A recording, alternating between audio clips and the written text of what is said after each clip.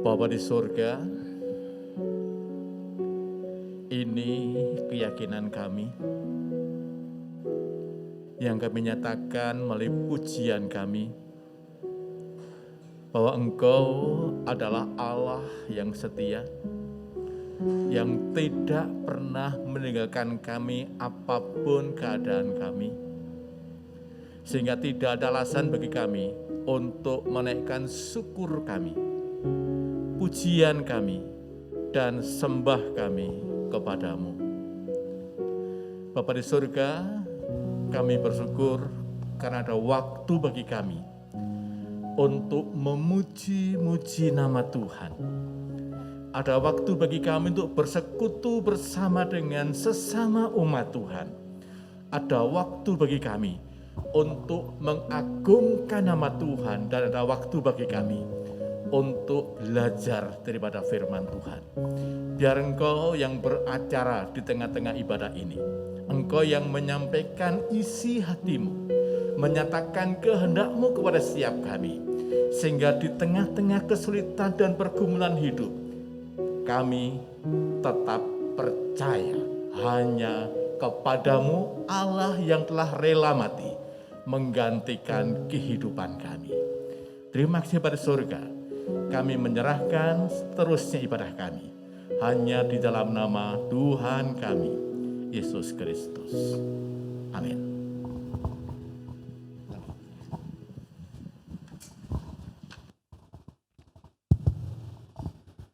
Shalom.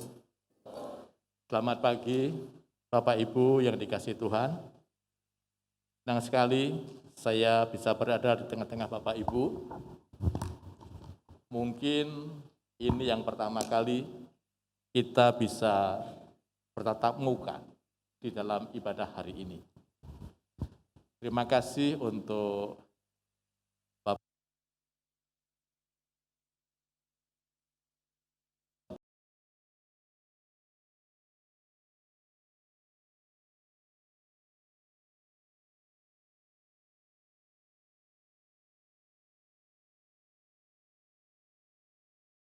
HP, nonton komputer. Tapi rasa kesatuan sepertinya tidak ada. Tapi waktu kita berada duduk bersama-sama di sini, ada hubungan secara pribadi satu dengan yang lain, dan kemudian itu mendorong kita untuk semakin bersemangat di dalam menyembah dan memuji Tuhan. Memang di tengah-tengah pandemi semacam ini, pemerintah mengambil satu keputusan bahwa kita tidak boleh ibadah secara tatap muka dengan jumlah yang besar. Nah, waktu PPKM diberlakukan, malah kita ibadahnya online. Sekarang mulai dibuka, tapi hanya mungkin separuh, sepertiga dari jumlah anggota. Nanti akan diperlukan lagi. Natal pun diatur, batasi jumlahnya. Sehingga saya membayangkan kira-kira Natal nanti yang hadir seperti apa. Di kampus ada Natal, tapi sebelum Natalan berlangsung sudah didata. Mohon yang hadir mendaftarkan diri karena jumlahnya terbatas. Tidak boleh terlalu banyak orang. Nah, itu kenyataan. Pandemi membuat semuanya menjadi sulit. Sulit bergerak, tapi juga banyak yang sulit hidup oleh karena di tengah-tengah pandemi banyak usaha yang mesti berhenti, atau paling tidak omsetnya berkurang.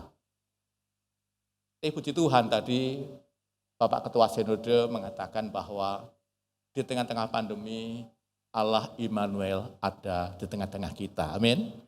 Maka Natal menjadi penyemangat kita, meyakini bahwa Tuhan ada di tengah-tengah kita, dan Tuhan ada itu untuk bersimpati, berempati, bahkan mengambil peran di dalam kehidupan kita setiap saat. Tidak ada kesulitan yang sesulit apapun yang tidak bisa kita tanggung, karena Tuhan selalu menopang kehidupan kita. Amin. Baik Bapak Ibu, hari ini kita akan belajar nanti dari kitab Mazmur. Kitab Mazmur saya ambil dari Mazmur 142. Namun sebelum kita membaca firman Tuhan, saya mau berkata begini.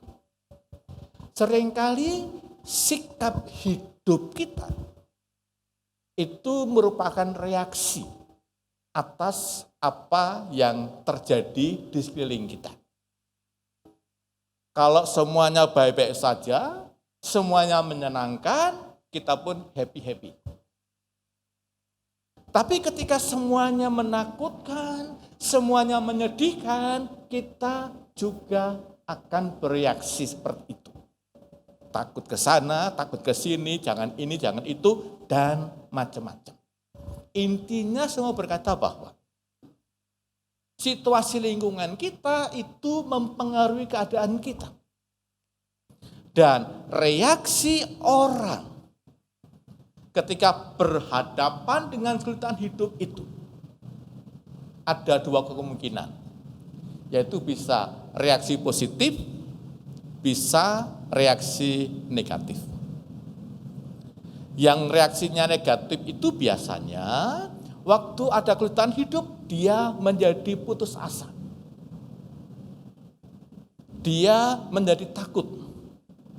Dia menjadi pesimis.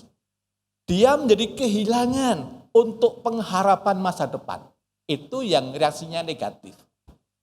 Tapi bagi orang-orang yang punya reaksi positif adalah bahwa di tengah-tengah situasi yang sesulit apapun, dia tetap percaya bahwa Tuhan ada bersama dengan kita dan dia sanggup untuk menopang, menolong, menyelesaikan seluruh kesulitan yang kita hadapi. Dan reaksi seseorang atas situasi itu merupakan cerminan daripada imannya. Ketika seseorang memiliki iman yang kuat kepada Tuhan, biasanya reaksinya adalah positif karena dia tahu hidupnya ada dalam tangan Tuhan, semuanya Tuhan yang atur, dan Tuhan tidak pernah meninggalkannya. Tapi ketika reaksinya kepada Tuhan, reaksinya buruk, biasanya imannya kepada Tuhan juga kecil. Sehingga persoalan hidup, kesulitan yang ada membuat dia semakin takut, dan persoalan itu seolah-olah menghapus kenyataan bahwa Tuhan itu ada di depan kita. Ada satu peristiwa yang pernah saya baca di sebuah koran. Maaf, ini keliru. Saya pernah tinggal di Jogja. SMP, SMA, kuliah S1, saya di Jogja. Jogja itu daerah istimewa Yogyakarta, dan di Jogja itu terdiri dari 5 kabupaten. Kota Madya Jogja, Kabupaten Gunung Kidul, Kabupaten Sleman, Kabupaten Kulon Progo, dan satu lagi Kabupaten Bantul. Ada 5 kabupaten. Nah, yang menarik adalah bahwa dari 5 kabupaten ini didapatkan satu fakta bahwa di Kabupaten Gunung Kidul itu banyak diketemukan kasus bunuh diri dengan cara menggantung. Jadi setiap peristiwa ada kan dicatat, dilaporkan, kemudian didata. Kenapa terjadi kasus bunuh diri di Gunung Kidul itu begitu tinggi, berbeda dengan kabupaten-kabupaten yang lain. Kemudian ada seorang sosiolog yang mencoba untuk menyelidiki kenapa terjadinya di Gunung Kidul begitu tinggi kasus bunuh diri. Sementara kabupaten yang lain tidak. Dia masuk ke Gunung Kidul, keluar masuk desa pedalaman, dan dia mulai menyelidiki. Dan kesimpulannya apa? Ternyata di tengah-tengah masyarakat Gunung Kidul itu ada satu, dalam tanda kutip, kepercayaan. Bahwa kalau malam hari ada semacam kayak bintang jatuh gitu. Kalau orang sana bilang pulung gantung, kalau kita bilang nggak tahu lah, kayak bintang teret gitu. Nah, kalau kemudian dia jatuh dihinggap di sebuah rumah, maka besok pasti salah satu penghuni rumah itu akan kedapatan bunuh diri. Ini keyakinan masyarakatnya. Tapi kan sosiolog tidak percaya itu. Kemudian, apa betul karena pulung gantung? Setelah diselidiki, tidak. Ternyata Gunung Kidul itu adalah daerah yang kering waktu itu. Batu kapur, bergunung, sulit air, tandus. Sehingga kehidupan jadi sulit. Sehingga banyak orang-orang Gunung Kidul yang merantau ke kota, kalau wanita biasanya jual jamu gendong. Kalau laki-laki biasanya jual bakso atau dari tukang becak. Ini pasti dari Gunung Kidul. Tanya, Mas dari mana? Gunung Kidul. Mbak, jamu mbak. Maknya dari mana? Gunung Kidul. Mereka merantau karena sulitnya hidup di kampungnya. Tanahnya tandus, kering, berbatu, nggak ada air. Mereka hanya menantikan air kalau musim hujan, tiba-tiba muncul danau. Kampungan hujan itu loh. Tapi di danau itu orang nyuci, orang mandikan sapi, ambil air untuk masak, jadi satu di situ. Waktu musim panas, danaunya kering. Maka tidak heran kemudian mereka tidak tahan. Dan kemudian ke kota mengadu nasib. Yang tidak ke kota, bertahan di kampungnya, lama-lama stres, dan kemudian ambil jalan pintas untuk mati dengan cara gantung. Ini fakta, ini kenyataan. Bahkan sampai hari ini, kalau diselidiki lagi, mungkin tradisi itu masih terjadi di tengah-tengah mereka. Bapak Ibu, yang saya mau katakan apa? Kadang-kadang situasi hidup itu sulit. Tidak ada kehidupan yang enak, menyenangkan terus, tidak ada. Kadang-kadang sulit, kadang-kadang berat, kadang-kadang banyak pergumulan, kadang-kadang banyak permasalahan. Nah, sekarang persoalannya bukan itu. Persoalannya adalah bahwa waktu seseorang itu hidup di bumi ini pasti punya persoalan. Kalau saya tanya, mohon maaf Bapak Ibu, yang tidak punya persoalan silakan angkat tangan. Halo, mohon, siapa yang tidak punya persoalan? Semua punya persoalan. Entah kecil, entah besar, semuanya punya persoalan. Orang mengatakan persoalan itu seperti kucing yang berjalan di atap tembok itu. Ada tembok, dia berjalan. Kalau untuk dia berjalan, kelihatan apa? Kucingnya berjalan, ekornya di belakang, betul kan? Kucingnya ke sana, ekornya ke sana. Kucingnya ke sini, ekornya ke sini. Persoalan selalu membuntuti kemana kucing itu melangkah. Artinya saya mau berkata bahwa hidup di bumi ini berarti kita sedang diberikan kesempatan untuk berhadapan dengan masalah. Nah, ketika masalahnya berat, ketika masalahnya sulit, akankah kita seperti saudara kita Gunung Kidul yang kemudian berkata, lebih baik aku mati gantung diri? Tidak. Pujian kita, lagu-lagu kita menyatakan, firman Tuhan menyatakan bahwa Allah tidak pernah meninggalkan kita. Di tengah-tengah situasi yang sulit apapun, jangan pernah lupa kita punya Tuhan. Oleh karena itu kita tidak boleh kehilangan kepercayaan kita kepada Tuhan di tengah-tengah situasi yang sulit itu. Coba kita baca firman Tuhan untuk belajar tentang hal ini dari kitab Mazmur 142. Memang ayatnya dari ayat 1 sampai ayat yang ke-6. Tapi nanti yang kita bahas hanya satu ayat saja, yaitu ayat yang ke-6. Mazmur 142 ayat 1 sampai 6, firman Tuhan berbunyi demikian. Doa seorang yang dikejar-kejar. Nyanyian pengajaran Daud ketika ia ada di dalam goa, suatu doa. Dengan nyaring aku berseru-seru kepada Tuhan, dengan nyaring aku memohon kepada Tuhan. Aku mencurahkan keluhanku ke hadapannya, kesesakanku kuberitahukan ke hadapannya. Ketika semangatku ditelesu dalam diriku, Engkaulah yang mengetahui jalanku. Dan yang harus kutempuh, di jalan yang harus kutempuh, dengan sembunyi mereka memasang jerat terhadap aku. Pandanglah ke kanan dan lihatlah, tidak ada seorang pun yang menghiraukan aku. Tempat pelarian bagiku telah hilang, tidak ada seorang pun yang mencari aku. Ayat yang ke-6.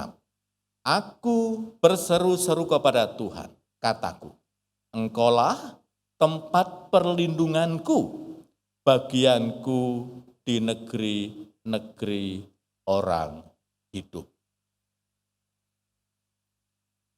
Amin.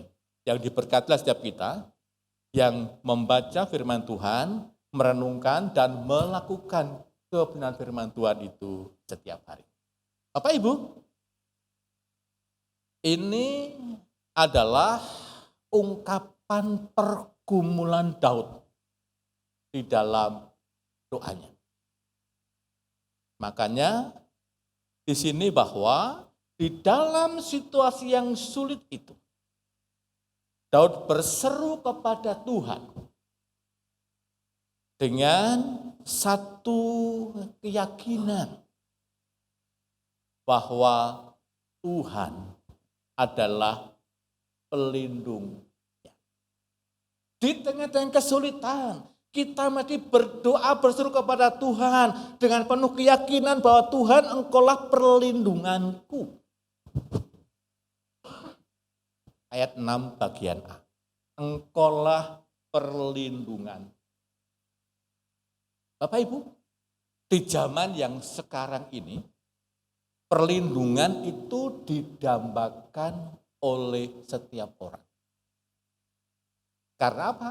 Karena segalanya serba mungkin terjadi. Tiba-tiba nggak diduga terjadi pencurian. Tiba-tiba nggak diduga terjadi pembunuhan. Tiba-tiba nggak diduga terjadi penculikan. Serba mungkin yang buruk itu dan kita butuh perlindungan supaya hal-hal yang buruk itu tidak terjadi. Dan ketika seseorang mencoba melindungi diri dan aset-asetnya, apa yang dilakukan? Biasanya orang mengandalkan teknologi. Bapak Ibu yang pasang alarm di mobil ada kan? Jadi kalau ada pencuri masukkan obeng, mau buka pintunya langsung bunyi, kuik, kuik, kuik, kuik, langsung kita bangun, ada pencuri kan begitu. Jangankan obeng, lalat mencelok aja loh, plek, langsung bunyi, memberitahu ada yang mencelok kan begitu. Ya, itu adalah perlindungan. Dari sisi teknologi. Yang di rumahnya pasang CCTV siapa? Muka, belakang, kanan, kiri pasang CCTV semua. Betul kan? Supaya kalau ada kucing lewat pun tahu, ada kucing lewat. Kan gitu. Ketahuan semuanya. Demi apa? Demi perlindungan. Persoalannya adalah, apakah perlindungan itu menjamin kita aman? Tidak. Masih ingat? Bom meledak di gedung WTC, PTC di Amerika Serikat yang ditabrak pesawat itu. Amerika itu negara canggih. Tapi kenapa bisa kecolongan sistemnya? Sampai ada pesawat dengan bom yang bisa menghancurkan gedung WTC. Bukan jaminan teknologi, sistem itu tidak menjamin. Sehingga kita mau berkata bahwa kalau kita hanya mengandalkan teknologi, susah kita mendapatkan jaminan keamanan. Saya pernah tinggal di Palu, Bapak Ibu, Sulawesi Tengah, itu pas zaman-zamannya rusuh. Jadi malam Natal, hari ini malam Natal atau tahun baru saya lupa. Jadi ada ibadah. Tapi ibadahnya biasanya kalau malam tahun baru itu jam 12 malam. Sekalian dengan pergantian tahun. Tapi ada informasi dari pihak keamanan. Mohon maaf Pak, kalau bisa ibadahnya jangan jam 12 malam, maju. Karena keamanannya kurang baik. Kemudian kita ajukan ibadahnya sore jam 7 mulai sebelum jam 9 selesai. Dan apa yang terjadi Bapak Ibu?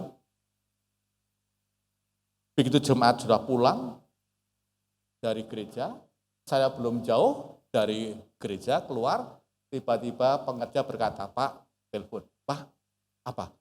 Gereja dibom, Pak. Saya balik lagi, polisi sudah banyak sekali berjaga-jaga, saya belum sampai rumah, saya balik. Kemudian stop Pak polisi, Pak, Anda boleh lewat. Pak, saya mau gereja, Bapak siapa? Saya pendeta, Pak. Oh ya, silakan. Dan di depan gereja itu, bom sudah meledak, pecahannya sampai ke lantai 2. Pecahan bom itu. Tapi ya puji Tuhan, tidak ada korban apapun. Karena apa? Jemaat sudah selesai ibadah dan sudah pulang. Padahal anggota gerejanya ada Wakapolres. Nah, apa yang mau kita andalkan? Mengandalkan sistem, mengandalkan security, mengandalkan teknologi, tidak bisa. Maka saya kembali kepada nats kita berkata bahwa keyakinan dan betul. Tuhan, Engkaulah perlindunganku.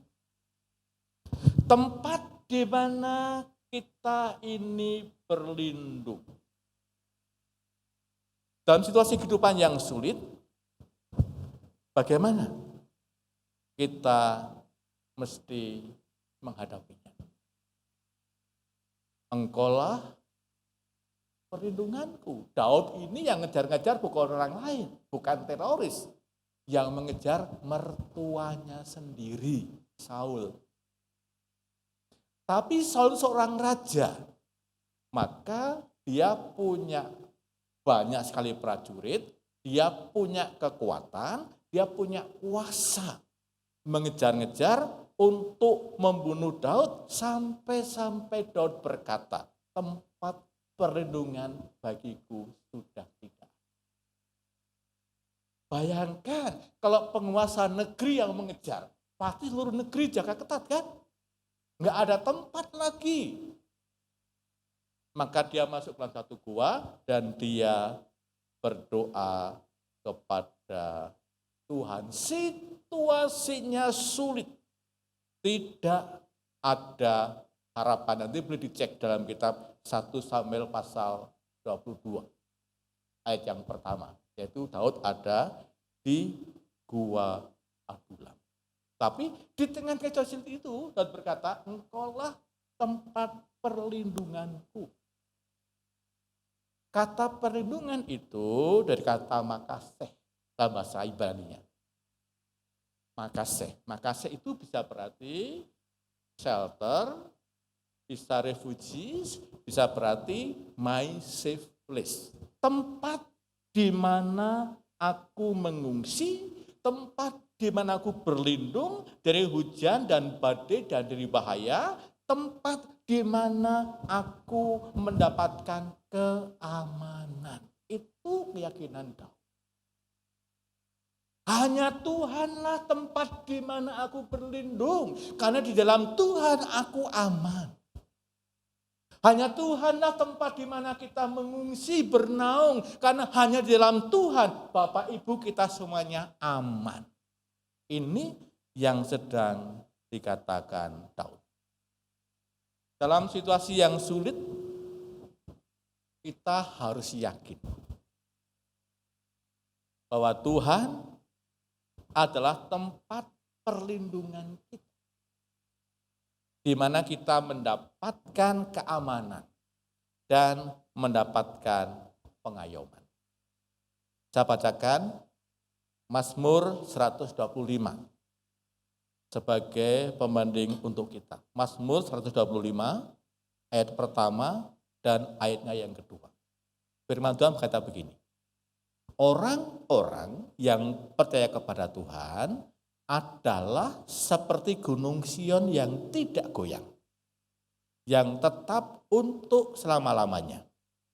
Yerusalem, gunung-gunung sekelilingnya, demikianlah Tuhan sekeliling umatnya dari sekarang sampai selama-lamanya. Tuhan mengelilingi kita sekarang sampai selama-lama sehingga kita tidak goyang. Kita tidak jadi gentar, kita tidak jadi takut, karena Tuhanlah tempat di mana semua kita mendapatkan keamanan dan pengayoman. Hal yang kedua yang kita bisa pelajari dari Mazmur 142 adalah bahwa di tengah-tengah pergumulan hidup itu, apa yang harus kita percayai? Di dalam ayat yang ke-6 bagian B dikatakan, Engkaulah bagianku.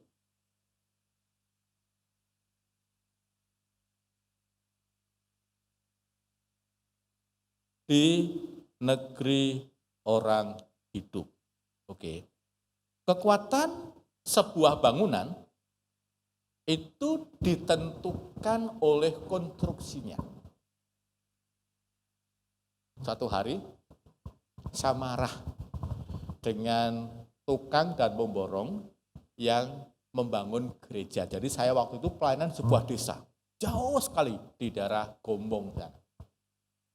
Dari Purwokerto, sana bisa Gombong, dari Gombong naik angkutan pedesaan ke Karangbolong, dari Karangbolong jalan kaki 2 gunung. Sampai desa, namanya Desa Pasir. Enggak ada listrik, enggak ada ledeng. Transportasi kadang-kadang saja. Nah kemudian saya dapat bantuan dari kampus waktu itu untuk membangun gereja. Karena dananya sangat mepet, tumpen sekali. Maka tukang-tukang itu mencoba mengakali. Kalau slope dipasang di atas fondasi itu kebanyakan 4 besi ya, 4 besi kemudian dianyam, kemudian dipasang, dicor, baru nanti batu bata di atasnya.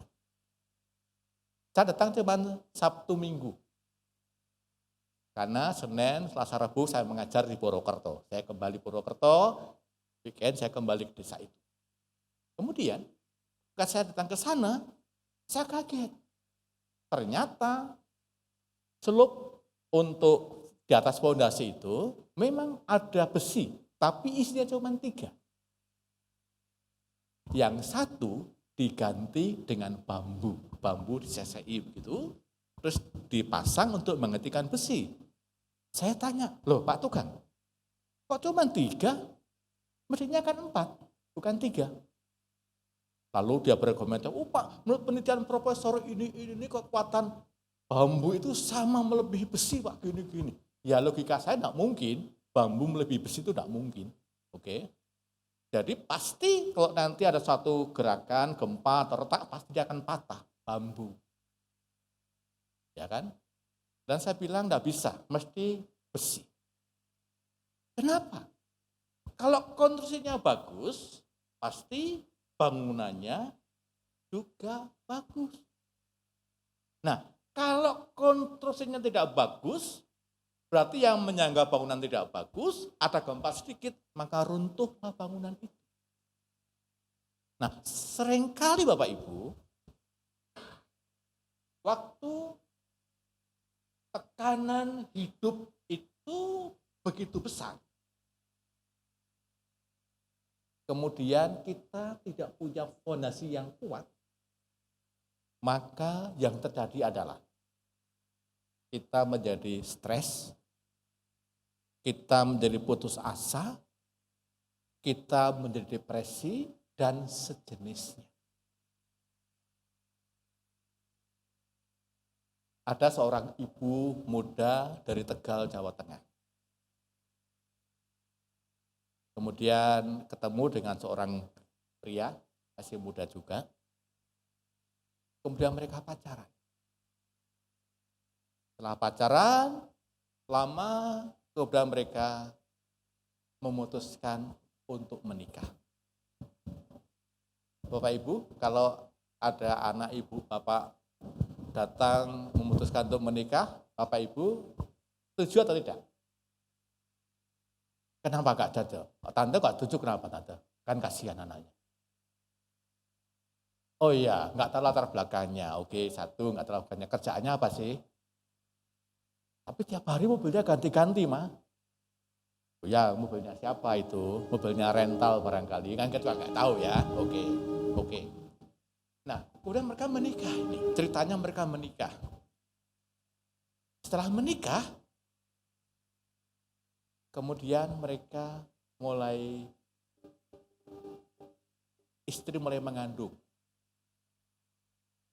Mulai mengandung, bukan mereka yang mengandung, istri yang mengandung, suami nggak mengandung ya. Istrinya mulai mengandung. Nah, kemudian waktu istrinya mengandung, mulailah pasangan muda ini merasakan banyaknya kebutuhan hidup. Harus beli vitamin ini, harus beli obat ini, macam-macam demi anaknya. Oke. Belum sampai melahirkan, suaminya pamit sama istrinya. Istri,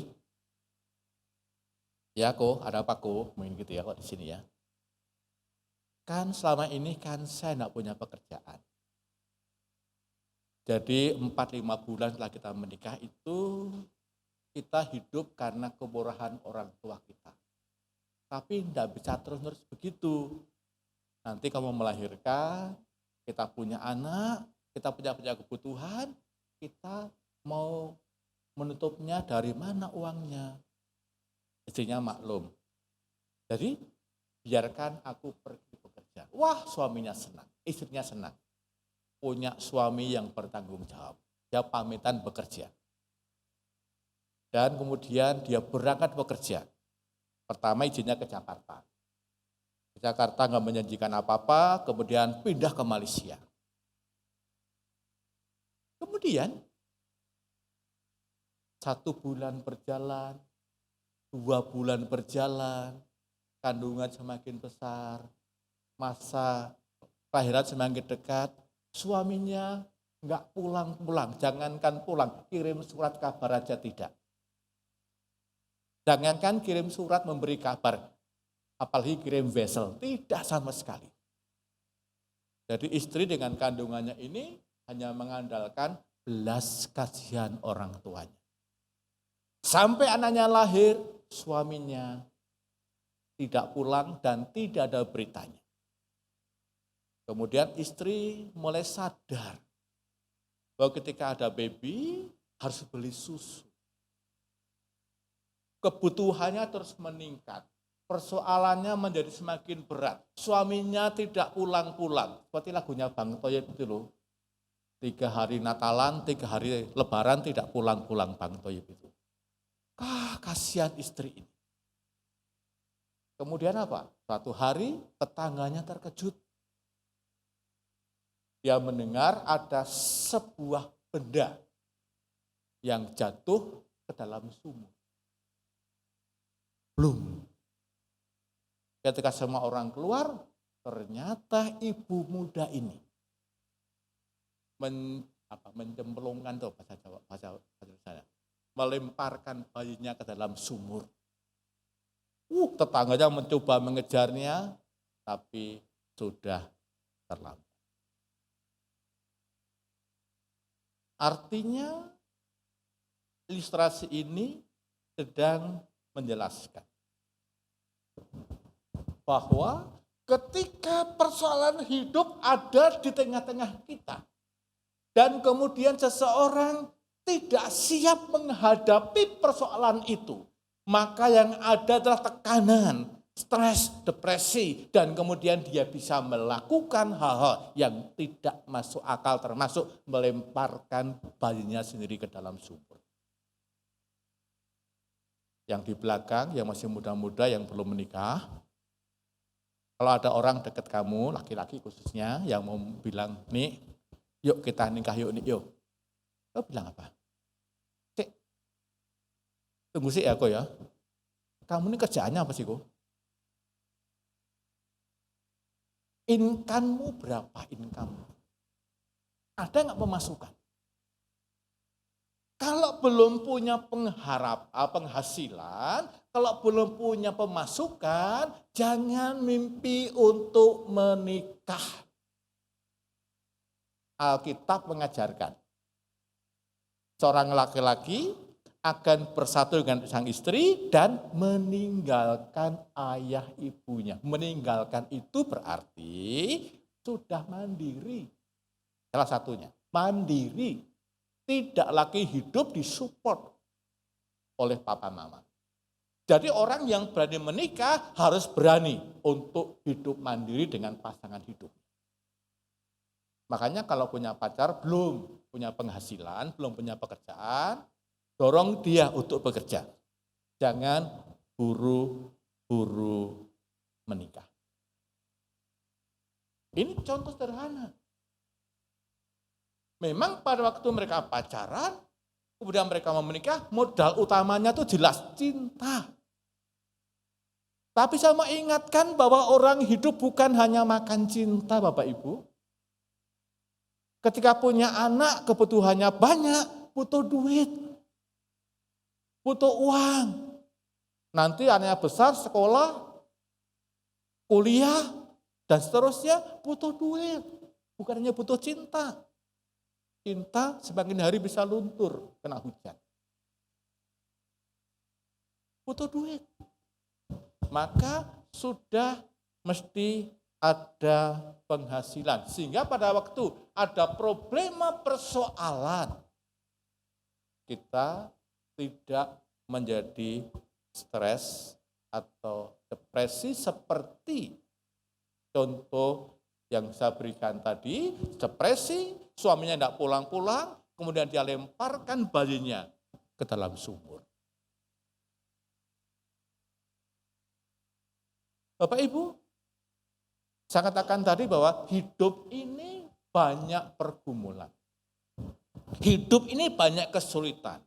Hidup ini banyak masalah. Tapi bagi saya dan saudara, orang-orang yang percaya kepada Tuhan, yakin bahwa Tuhanlah yang menopang kita, sehingga di tengah-tengah masalah itu, Tuhan sanggup untuk menolong dan memampukan kita. Amin. Itu yang harus menjadi keyakinan kita. Tuhan, Engkaulah yang menopang kehidupanku. Maka jangan mudah putus asa dan jangan mudah mengambil satu keputusan yang dramatis tadi itu. Saya bacakan 1 Korintus pasal 10 ayat 13. Pasti semuanya hafal dengan ayat hafalan ini.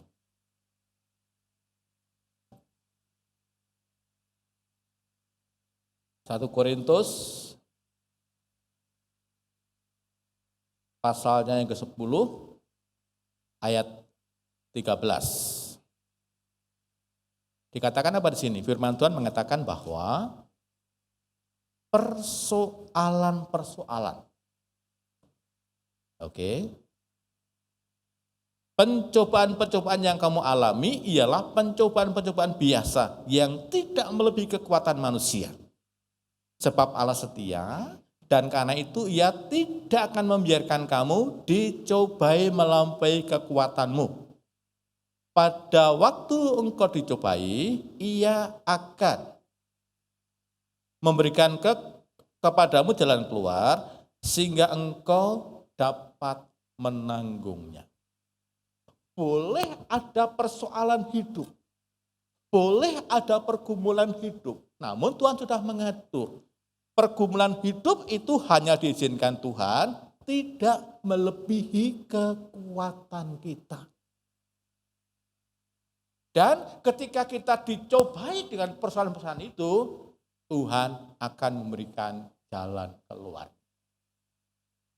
Sehingga tidak ada alasan bagi kita untuk kemudian menjadi depresi dan putus asa. Karena kita yakin bahwa Tuhan adalah yang menopang kehidupanku. Bapak Ibu, masalah apa yang sedang kita hadapi dalam hidup sekarang ini? Yang membuat kita ini sesak, yang membuat kita ini terbeban, yang membuat kita ini menjadi payah, yang membuat ini menjadi cepat lelah. Persoalan apa? Ingat, Tuhan menopang kita. Jangan berpikir semuanya saya tanggung sendiri, tidak. Tuhan siap untuk menanggungnya bersama dengan saudara. Oleh karena itu, tetap serahkan semua beban kehidupan kita hanya kepada Tuhan. Yang terakhir, kembali kepada kitab Mazmur 142, dikatakan bahwa kita di tengah-tengah persoalan kehidupan, kita mesti punya keyakinan bahwa Allah adalah bagianku, engkaulah bagianku di negeri-negeri orang hidup. Ayat 6 bagian C. Kalau kita punya keyakinan ini, maka kita tidak akan pernah takut menghadapi hidup. Kita tidak akan pernah berhenti menghadapi perjuangan, dan kita tidak akan pernah menghadapi depresi atau stres. Bagianku di negeri orang-orang hidup. Kata bagianku itu dalam bahasa asli itu dipakai kata chelek. Chelek itu bisa berarti my portion atau my heritage. My portion itu bagianku, oke. My heritage itu warisanku. Jadi Tuhan engkaulah bagianku, Tuhan engkaulah warisanku, kira-kira seperti itu. Nah, ungkapan ini sebetulnya berasal dari zaman Joshua. Ketika Joshua menaklukkan Kanaan. Kan kita tahu Tuhan menjanjikan Kanaan untuk Israel. Dan kemudian Israel keluar dari Mesir menuju ke Kanaan, berputar-putar di padang gurun 300 tahun. Kemudian Joshua memimpin mereka masuk ke Kanaan. Kemudian mengalahkan wilayah Kanaan, menguasainya, dan kemudian apa? Wilayah itu dibagi-bagikan kepada 12 suku Israel, masing-masing suku mendapatkan bagiannya menjadi milik pusakanya. Dan sekarang dari tanah itu mereka semuanya akan mendapatkan apa yang dibutuhkan. Selama mereka berputar-putar di padang gurun, apa yang mereka makan? Mana? Betul kan? Pagi mana, sore mana, malam mana, besok mana lagi, bosan. Orang Surabaya bilang, kapan rawonnya, kan begitu.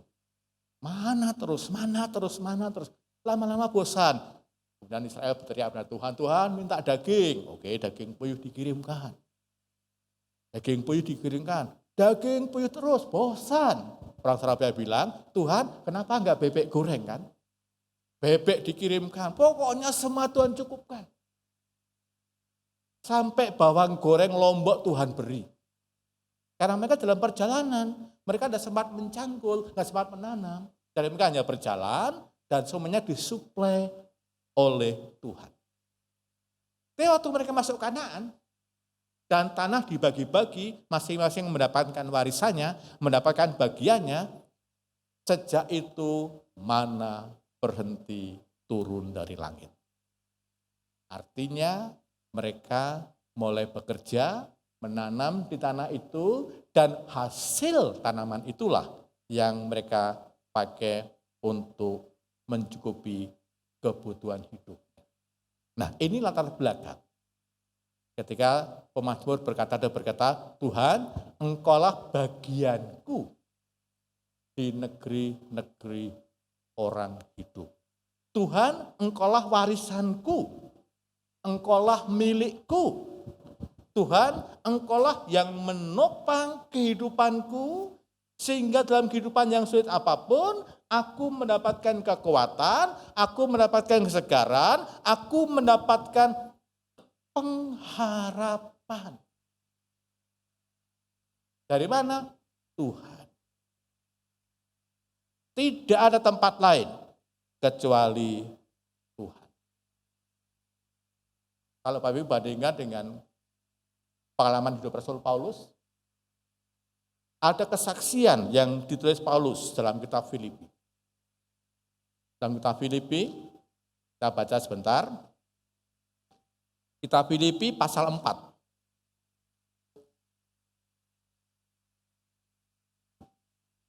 Filipi pasal yang keempat ayat 12-13. Sudah muncul di sana? Oke. Dikatakan,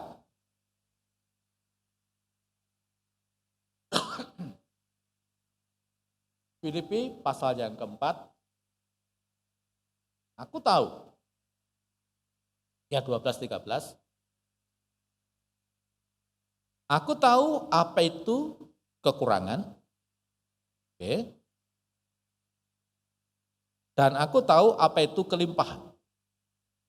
Dalam segala perkara, dalam segala hal, dalam segala perkara, tidak ada sesuatu yang merupakan rahasia bagiku, baik dalam hal kenyang maupun hal yang kelaparan, baik dalam kelimpahan maupun dalam hal kekurangan, segala perkara dapat kutanggung dalam Dia yang memberikan kekuatan kepada. Ini kunci. Kenapa Paulus dalam pelayanannya dia bisa bertahan? Karena dia tahu di dalam Tuhanlah aku mendapatkan kekuatanku. Aku tahu apa artinya kelaparan. Aku tahu artinya kekurangan. Di penjara pernah, dianiaya sering. Tapi apakah kemudian Paulus minta berhenti? Tuhan, aku minta pensiun dini Tuhan. Aku mundur dari pelayanan ya Tuhan ya, sudah cukup bagiku. Paulus tidak pernah berhenti. Kesulitan demi kesulitan ada depan matanya. Penganiayaan demi penganiayaan menghadang aku setiap kota, kata firman Tuhan di tempat yang lain. Tapi dia tidak pernah berhenti, dia tidak pernah mundur, karena dia tahu bahwa di dalam Tuhanlah tempat ia mendapatkan kekuatan. Bapak Ibu, di tengah-tengah kesulitan hidup, masih ada Tuhan yang memperhatikan kita. Jangan berhenti, jangan menyerah. Persoalan akan selalu ada dalam hidup kita. Jangan panik. Kenapa? Tuhanlah yang menopang kita, Dia yang menguatkan kita, dan Dia yang akan memampukan kita. Oleh karena itu Bapak Ibu, tetap maju, tetap melayani, tetap jalani hidup dengan berserah kepada Tuhan meskipun situasinya sulit. Jadi kesimpulan kita apa? Kesimpulannya adalah bahwa di tengah-tengah tantangan dan kesulitan hidup, berserah dan bersandarlah hanya kepada Tuhan. Mengapa? Yang pertama, karena Tuhan adalah pelindungan kita. Yang kedua, karena Tuhan adalah yang menopang hidup kita. Yang ketiga, karena Tuhan adalah sumber hidup kita. Amin. Kiranya Tuhan memberkati kita semua.